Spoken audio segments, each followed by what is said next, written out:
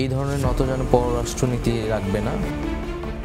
সম্প্রতি বাংলাদেশের একটি বেসরকারি টেলিভিশনের সঙ্গে কথা বলেছেন অন্তর্বর্তী সরকারের তথ্য উপদেষ্টা নাহিদ ইসলাম। তিনি বাংলাদেশ ও ভারতের পররাষ্ট্রনীতি সম্পর্কে কথা বলেছেন।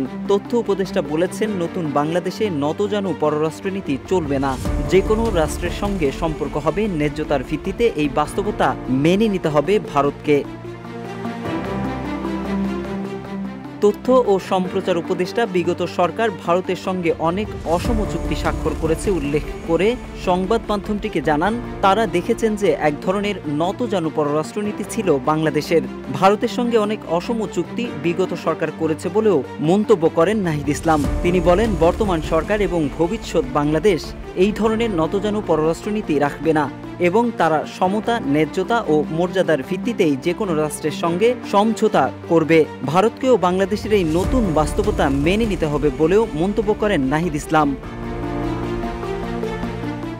ভারতীয় মিডিয়ায় বাংলাদেশ প্রসঙ্গে যেসব অপতথ্য প্রচার করছে তা আওয়ামী লীগের এজেন্ডা বাস্তবায়নে করছে এবং সংখ্যালঘু ইস্যুতে উস্কানি দেওয়া হচ্ছে বলেও মন্তব্য করেন তথ্য উপদেষ্টা।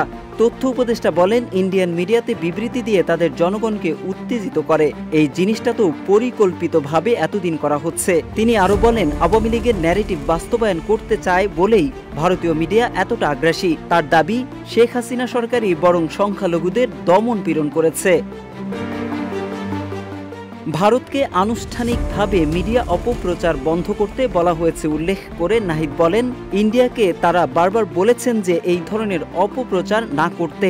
শেখ হাসিনাকে ফেরানোর বিষয়ে তথ্য ও সম্প্রচার উপদেষ্টা বলেন, বাংলাদেশ যখন শেখ হাসিনাকে ফেরত চাইবে, শেখ হাসিনাকে যাতে ফেরত দেওয়া হয় দ্রুত সময়ের মধ্যে। এদিকে ভারতীয় মিডিয়া সংখ্যালঘুদের মধ্যে অনাস্থা তৈরির চেষ্টা করছে বলেও জানান উপদেষ্টা। তিনি বলেন, আমরা এটাই বলবো যে এই দেশ আমাদের, এই দেশের মাটি আমাদের।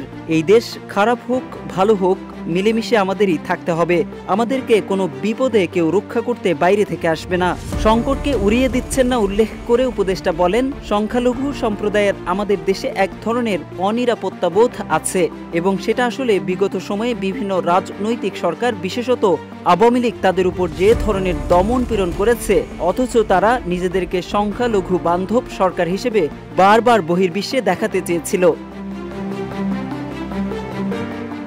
ছাত্র জনতার অভ্যুত্থান প্রসঙ্গ টেনে তথ্য উপদেষ্টা বলেন, যখন তারা রাস্তায় নেমেছেন তারা দেখেননি কে হিন্দু কে মুসলিম।